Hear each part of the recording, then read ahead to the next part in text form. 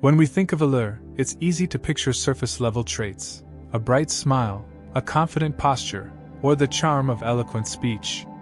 But what if the most magnetic quality of all lies not in what is immediately visible or spoken? What if true allure is found in the subtle, less obvious qualities that require no external validation, qualities that don't demand attention, yet hold immense power? This type of attraction transcends charming words or flashy appearances. It's not about impressing others with your looks or speaking the most captivating lines. It's about exuding an inner calm that radiates confidence and draws others to you naturally. It's about showing up fully in each moment, appreciating what you have, and finding peace within yourself. This is the allure that comes from mastering yourself, your emotions, your reactions, and your purpose. In the following steps, we'll explore 7 habits, small, intentional actions that, when practiced, will make you more magnetic without ever saying a word. If you're ready to shift your perspective on what truly makes someone attractive, then let's begin this journey together. The power of inner silence and calmness can be the most compelling trait of all, and Stoicism will guide you to cultivate it in your life. Self-control. Self-control is often reduced to the simple act of resisting temptation or saying no when something desirable is within reach. But true self-control, when understood deeply, is far more intricate and powerful than this. It's not just about avoiding a bad habit or controlling a fleeting urge, it's about mastery over your own mind and emotions. Picture it as the ability to stand still in the face of life's chaos, like a serene lake untouched by the wind, while everything around you swirls in a storm. The art of self-control isn't about forcefully suppressing or denying your desires, but about recognizing them, understanding their roots, and choosing how to act, even in moments of intense emotion or pressure. In essence, self-control is the freedom to respond with wisdom, instead of reacting impulsively. It's like a chess player, assessing all possibilities before making a move, weighing the long-term consequences of every action. Imagine the frustration that can arise in a heated conversation, or the temptation to give in to a craving. Without self-control, we react instinctively, often driven by momentary impulses, anger, impatience, or desire. But true self-control allows you to take that pause, that breath, where you can check yourself before making a decision that could spiral out of alignment with your values. The Stoics, with their profound teachings on self-mastery, remind us that we are not victims of our circumstances. While the world outside of us is often chaotic, unpredictable, and uncontrollable, we always retain the power over how we respond to it. The essence of Stoic self-control is that we cannot always control what happens to us, but we can control how we choose to interpret and react to those events. This allows us to find peace even in the most challenging situations. The Stoic practice of apatheia, freedom from passions, isn't about suppressing emotions but rather about becoming aware of them and choosing not to let them dictate our actions. Self-control also involves understanding the rhythm of your own nature, what triggers your reactions, what pulls you off center, and where your weaknesses lie. It's about being so attuned to yourself that you can see these triggers from afar and prepare for them before they strike. This doesn't mean perfection, but it does mean an ongoing effort to be mindful of your patterns and tendencies. The more you practice self-control, the more natural it becomes. Like a muscle, it strengthens over time through consistent use. This process isn't about rigid discipline or self-judgment. True self-control is rooted in compassion, for yourself and others. It's the ability to be patient with yourself as you grow, to acknowledge mistakes without allowing them to define you. It's about making decisions that reflect your highest self, even in the most mundane moments. Whether it's holding your tongue in an argument, resisting the impulse to judge others, or choosing a healthy habit over a short-term pleasure, self-control creates a space where your deeper values guide your actions. But perhaps the most powerful aspect of self-control is its ability to grant you freedom. When you've mastered your responses, you no longer feel like a slave to your desires, your fears, or the opinions of others. Instead of being buffeted by every external force, you begin to lead your own life with intention, making choices based on long-term fulfillment rather than momentary satisfaction. This inner freedom brings a sense of calm and resilience, no matter what the world throws at you. You become the steady center in a world that often feels turbulent. Ultimately, self-control is about living with integrity, doing what you know is right, even when it's hard or inconvenient. It's about aligning your actions with your values, consistently choosing what you believe will lead to the most fulfilling and meaningful life. When you have self-control, you don't just survive life's challenges, you rise above them, growing stronger, more confident, and more resilient with each test. It's the quiet power that emanates from knowing who you are and standing firm in that truth, regardless of external circumstances. Living with integrity. Living with integrity is like building a life where every brick, every action, and every decision aligns with your core values and beliefs. It's the quiet, unwavering commitment to do what's right, no matter the cost, no matter who's watching. Integrity isn't flashy. It doesn't seek applause or recognition. It's about consistency, about showing up as your truest self even when the world might tempt you to cut corners or stray from your path. It's the voice inside that whispers, "This is who you really are." And it's a voice you listen to, regardless of the noise outside. Imagine standing at a crossroads where the right path is difficult and the wrong path is tempting, easy, or perhaps more immediately rewarding. Integrity is what guides you to choose the harder, truer path, even if no one would ever know about the choice you made. It's what makes you turn down that shortcut, because you know deep down it would undermine something important to you, your sense of self.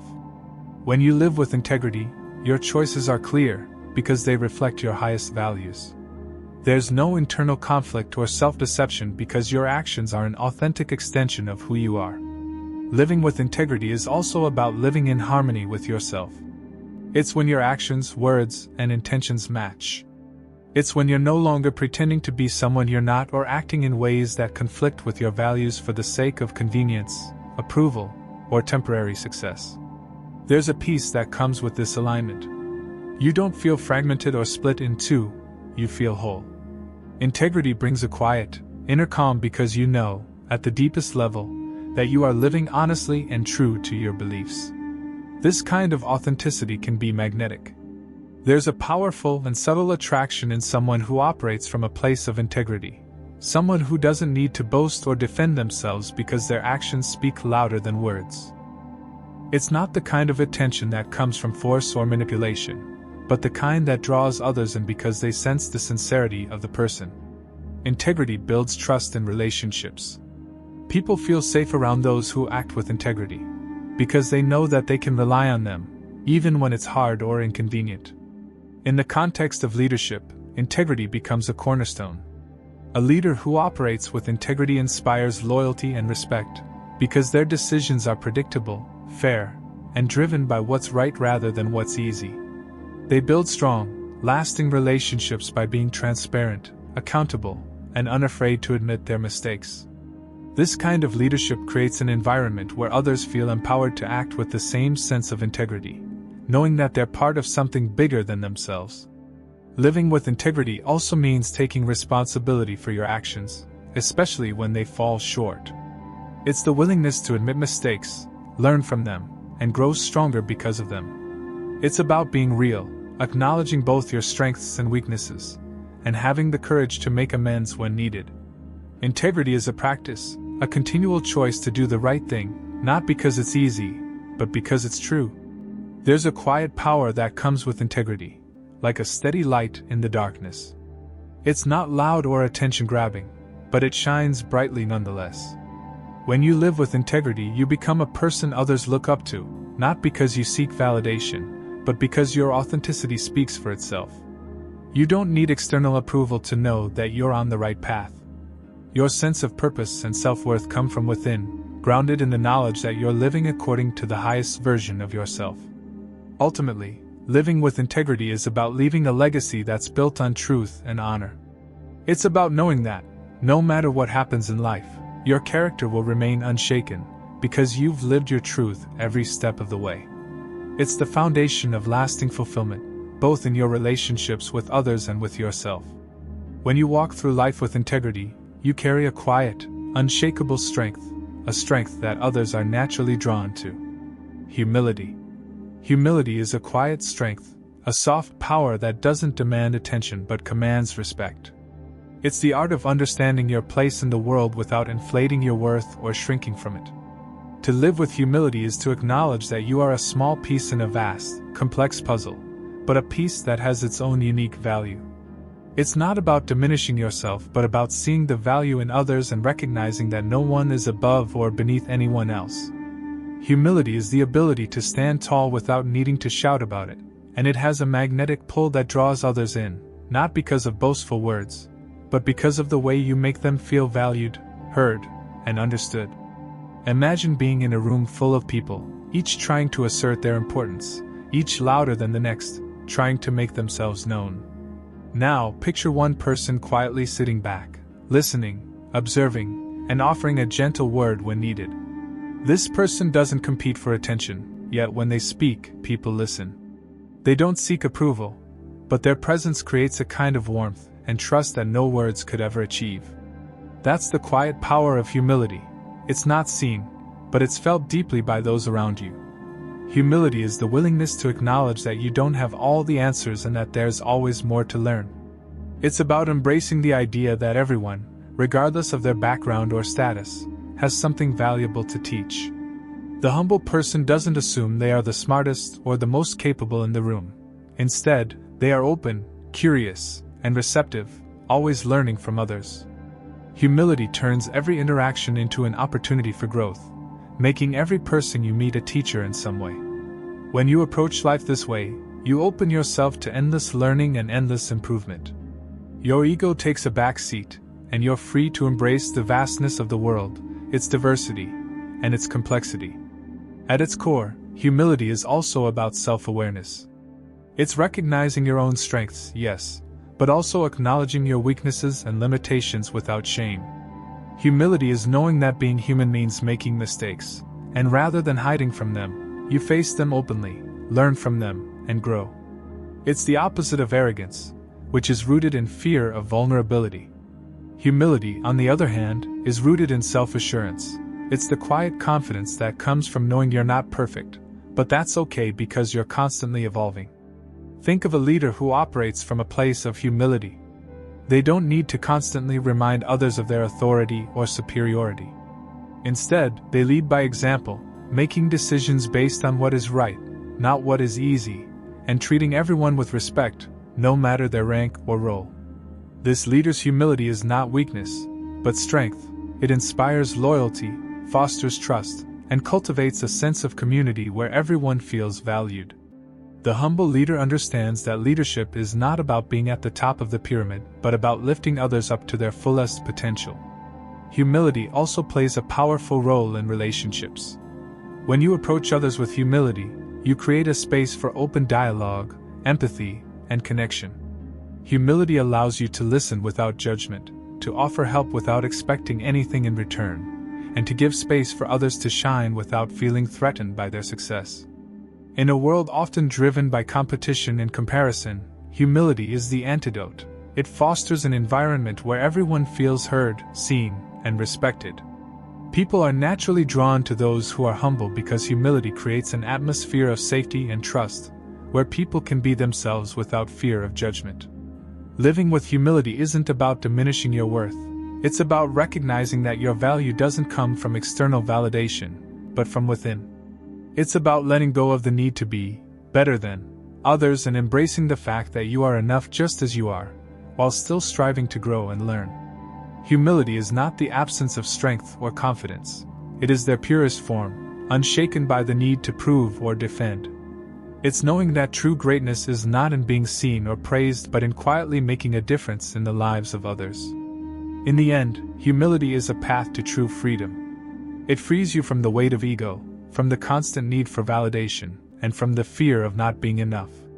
It allows you to approach life with an open heart, to embrace the unknown with curiosity, and to walk through the world with grace and dignity. Humility may be soft, but it is profound. It's the strength to be yourself, fully and unapologetically, without needing to be louder or more impressive than anyone else. And in that quiet power, it has the ability to transform the world around you. Patience. Patience is often seen as a passive virtue, a quiet waiting for things to unfold, a tranquil acceptance of life's pace. But in reality, patience is anything but passive. In our fast-paced world, where instant gratification is the norm and everything seems to move at the speed of a click, patience stands as a silent yet powerful resistance. It invites us to slow down, to let go of the need for control, and to trust that things will unfold in their own time. But it's not just about waiting, it's about how we wait. It's the quality of our actions and our mindset while we are in the process of becoming, growing, or achieving something that truly matters. When you practice patience, you are, in effect, mastering time itself. Instead of being controlled by the clock or the urgency of the moment, you take a step back and breathe. This doesn't mean ignoring the world around you or becoming passive in your efforts. Rather, it's about understanding that some things, the most important things, cannot be rushed. Think of the growth of a tree. It doesn't rush its process. It doesn't complain about the time it takes to spread its roots and stretch its branches toward the sky.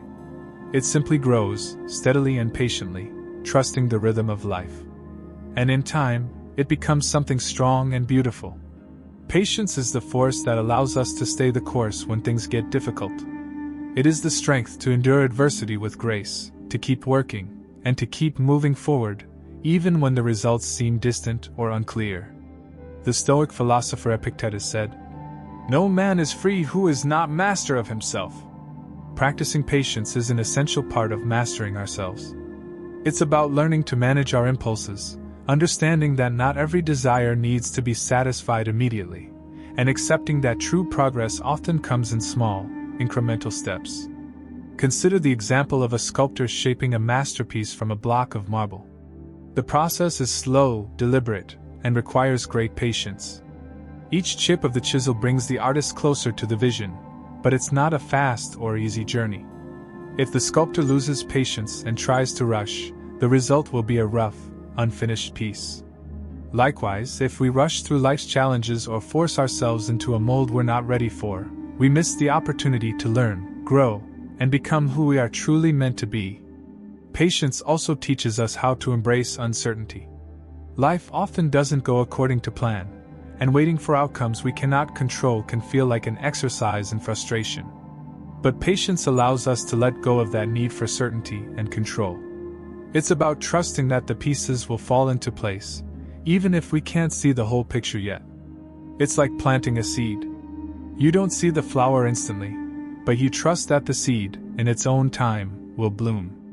One of the most profound aspects of practicing patience is that it brings a deep sense of inner peace. When we learn to wait without anxiety, when we stop racing toward the next moment and instead settle into the present one, we create a space for peace to take root. We stop trying to control everything and let life unfold as it should. In doing so, we find freedom. But patience isn't just about waiting for things to change on their own. It's about the attitude we carry while we wait.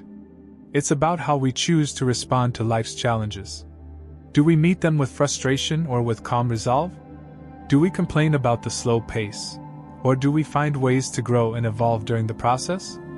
The Stoics believed that patience was the ability to control our reactions and rise above external events. It's not the world around us that causes distress, but how we choose to interpret and respond to it. One of the most powerful ways to practice patience is through mindful awareness. When we feel ourselves becoming impatient, we can pause, take a deep breath, and simply observe what's happening within us. This is the first step toward transforming impatience into a lesson in self-discipline. Each moment of frustration becomes an opportunity to practice the art of stillness. And when we manage to respond with patience, we experience a small victory, not over others, but over ourselves. The act of patiently enduring can also enhance our relationships. Whether it's with friends, family, or colleagues, patience allows us to listen without rushing to fix things, to give people the time and space they need without demanding instant results, and to show empathy in moments of distress. The person who practices patience doesn't judge or impose, they simply give others the room to be, knowing that growth takes time. In a world that demands quick fixes, the true power of patience is often underestimated. But the most impactful changes in life, whether personal growth, relationships, or accomplishments, are often the ones that take time. Like a slow-burning fire, patience may not seem flashy at first, but its results are steady, enduring, and transformative. So, next time you find yourself facing a moment of frustration, remember, patience is not about passively waiting for life to change. It's about actively choosing to trust in the process, to stay grounded, and to embrace each moment with calm and confidence. It's not the absence of action, but the presence of purpose in every step you take. When you master patience, you are mastering life itself. Nurture gratitude. Gratitude is more than a polite thank you. It's a powerful force that has the ability to transform your life, your perspective, and even your relationships.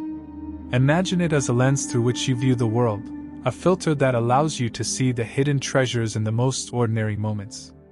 It's easy to get caught in the relentless pursuit of more success, more recognition, more material wealth.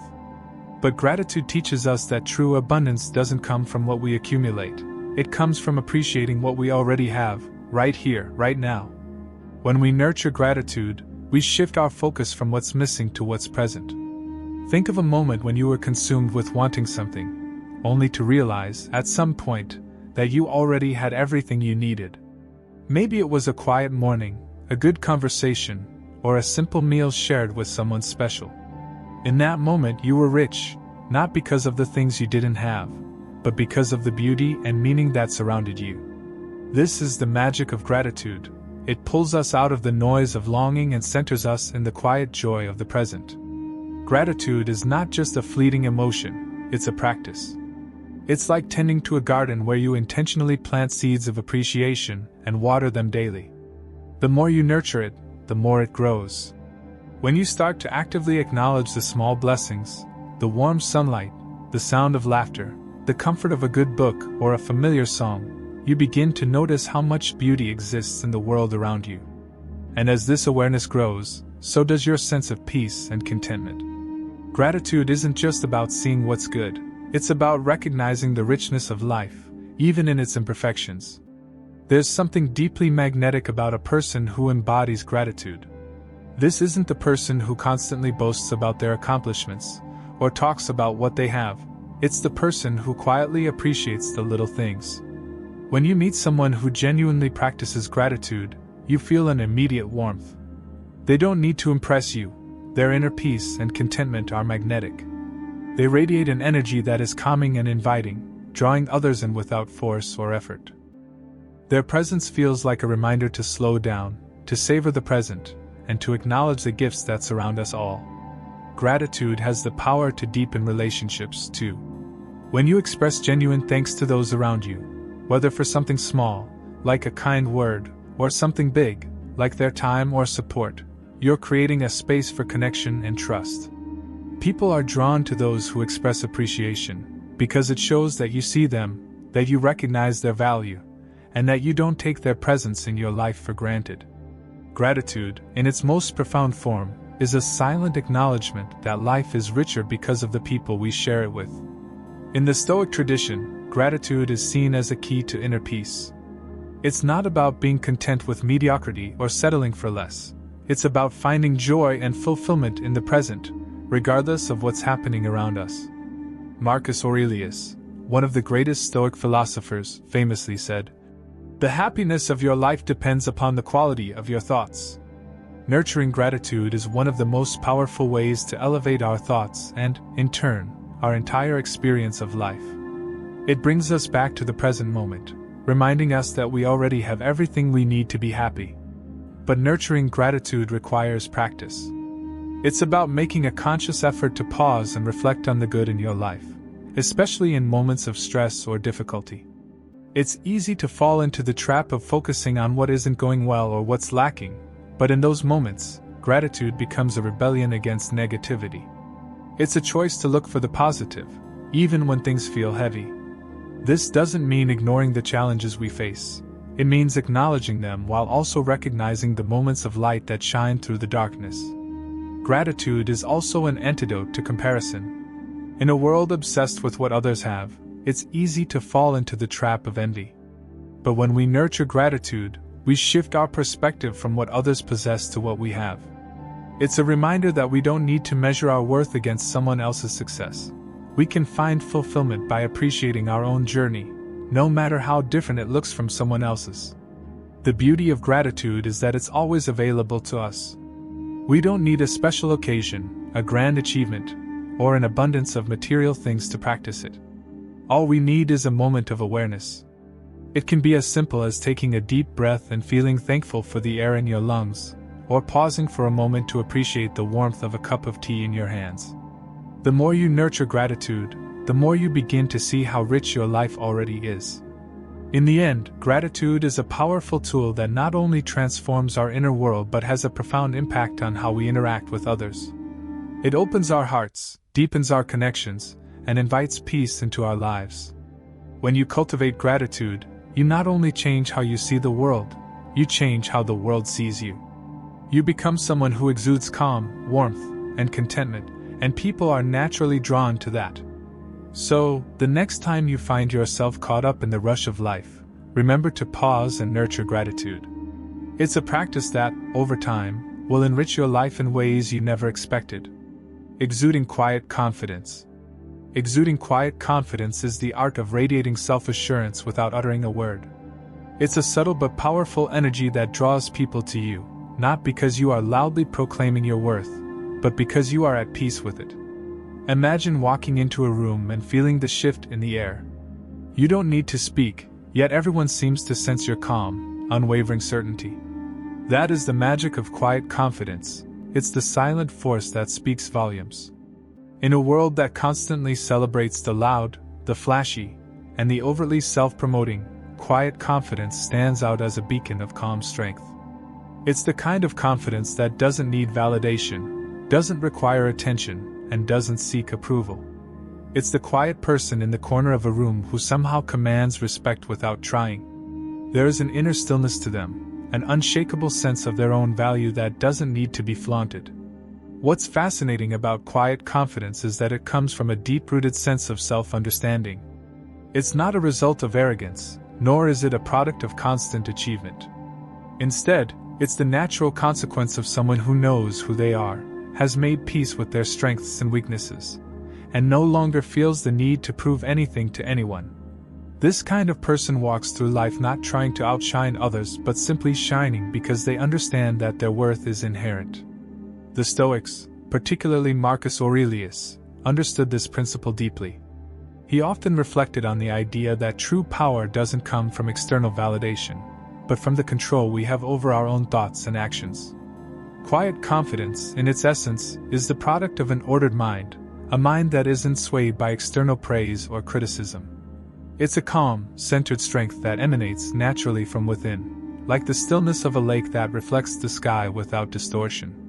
But how do you cultivate this quiet confidence? It starts with self-awareness and a deep commitment to self-growth. Quiet confidence isn't a mask you put on, it's the result of doing the inner work. It begins with a willingness to accept yourself, flaws and all, and to understand that your worth isn't tied to your appearance, your achievements, or your social status. Instead, it's tied to the simple fact that you exist and that you are enough as you are. A powerful aspect of quiet confidence is the ability to listen. When you listen fully and with intention, without the urge to interrupt or one-up the conversation, you demonstrate a sense of security in yourself. You don't feel the need to speak over others to assert your place. Instead, you let your presence do the talking. Your composed silence becomes a form of expression in itself, one that commands attention and conveys a deep understanding of the world around you. This confidence isn't about pretending to be perfect. In fact, it's the acceptance of imperfection that makes it so compelling. People who exude quiet confidence aren't afraid to admit their mistakes, to show vulnerability, or to be open about their learning process. They understand that no one is flawless, and that striving for growth, rather than seeking perfection, is what matters. This honesty and authenticity create a magnetic aura, because others can sense it's real. There's an elegance in quiet confidence. It's like watching someone move through the world with grace, unhurried, unflustered, and entirely present. Their body language reflects the ease within them, calm, steady, and open. They don't feel the need to rush, nor do they need to appear overly busy. They handle stress with ease, face challenges with composure, and interact with others without force. This kind of demeanor is magnetic because it makes others feel at ease. In a world that often feels frantic and uncertain, quiet confidence offers a refuge, a sense of stability. The Stoics also recognize that quiet confidence is rooted in inner peace. They practice the art of self-reflection, constantly asking themselves how they could improve and what they had learned from their experiences. This quiet introspection allows them to live in alignment with their values, which, in turn, helps them maintain a calm sense of confidence that doesn't waver when life gets difficult. It's this deep internal clarity that gives them the strength to walk through the world unaffected by the chaos around them. Imagine a situation where you're in a meeting or a social setting, and there's someone who speaks only when necessary, offering insights that are thoughtful and impactful, without needing to dominate the conversation. Their words carry weight, not because of volume or frequency, but because they are rooted in true understanding. This is someone who is not seeking attention. They are simply being themselves, confident in their knowledge and their presence. They don't need to perform, they just are. Quiet confidence also has the power to calm the storm. When you're with someone who exudes this kind of assurance, it has a soothing effect. They don't react impulsively or let their emotions dictate their actions. Instead, they remain grounded and thoughtful, which makes others feel safe and secure. It's a natural magnetism that doesn't require effort. It flows effortlessly from an inner sense of peace. Ultimately, quiet confidence is about trust. Trust in yourself. Trust in the process of life. Trust that you don't need to rush or force outcomes. And trust that your true value doesn't need to be broadcasted for the world to see. It's already known, both by you and eventually, by those who come to know you. The more you live with this quiet confidence, the more you will realize that the most compelling people are often the ones who say the least, but whose very presence says it all. Being fully present. Being fully present is one of the most profound yet elusive qualities we can cultivate in our lives. It's the ability to truly inhabit the moment, to engage with life, people, and experiences with complete attention, free from distractions, expectations, or the weight of past regrets and future anxieties. In a world where we are constantly bombarded by noise, whether it's from our devices, our inner monologue, or the demands of daily life, being fully present is like an oasis of calm amidst the chaos. Imagine, for a moment, you're sitting in a cafe, and the person across from you is speaking. Instead of letting your mind wander to your to-do list, your phone, or even the next conversation, you truly listen. You hear every word, feel the emotion behind it, and notice the subtle gestures in their voice. You are not just physically there, you are mentally and emotionally engaged. The conversation flows naturally, and you both feel seen, heard, and connected. This is the power of being fully present. The Stoics understood this deeply. To them, presence wasn't just about showing up, but about being fully attuned to the current moment. For them, life wasn't something to be rushed through, nor was it something to be lived in a fog of distraction. They saw the value of fully experiencing each moment, of savoring life as it unfolded, no matter how ordinary or extraordinary the circumstances. Seneca once said, "It is not that we have a short time to live, but that we waste a lot of it." The idea here is that so often, we squander our time by being either lost in the past or anxious about the future. We miss the beauty of the present when we aren't truly there. Being fully present is the opposite of mindless multitasking. It's about dropping the many layers of distraction and focusing on one thing at a time. When we live in this way, everything becomes sharper, clearer, and more meaningful. You notice the warmth of the sun on your skin, the rustle of leaves in the wind, or the subtle change in someone's tone of voice. You begin to see and hear the world more vividly, as though you've been living in a kind of autopilot mode, and now the world is alive with possibility. But presence is more than just sensory awareness, it's an emotional and mental state. To be fully present means to release judgments and expectations. It's about accepting things as they are, without trying to change or control them. It's letting go of the need to plan every outcome, and instead allowing life to unfold on its own terms. This is where the beauty lies. When you stop grasping for the future or longing for the past, you find that the present is already enough. In fact, it's more than enough, It's where life truly happens. What makes being fully present so magnetic is that it allows us to connect with others in ways that are rare and deeply meaningful. In a world where many are distracted and caught up in their own thoughts, someone who is truly present offers a rare gift: undivided attention. When we give someone our full presence, we create an environment of trust, validation, and deep connection. This is a rare and precious thing in a world where many are more focused on what they'll say next or how they'll be perceived. Think about a time when you met someone who didn't rush to fill every silence with words or glance at their phone every few seconds. Instead, they were deeply engaged with you. They listened attentively, asked insightful questions, and allowed the conversation to flow naturally. That was someone who was fully present. Their ability to give you their full attention, without the distractions of the world around them, made you feel important, valued, and understood. This is the power of presence. It creates an atmosphere of connection, where both parties are free to simply be. Being fully present also means practicing patience. It's the willingness to let things unfold naturally without the urgency of trying to control them. In this way, presence invites us into a space of acceptance and tranquility. When we are fully present, we don't judge what's happening. We don't rush through it or try to force it to be something it's not.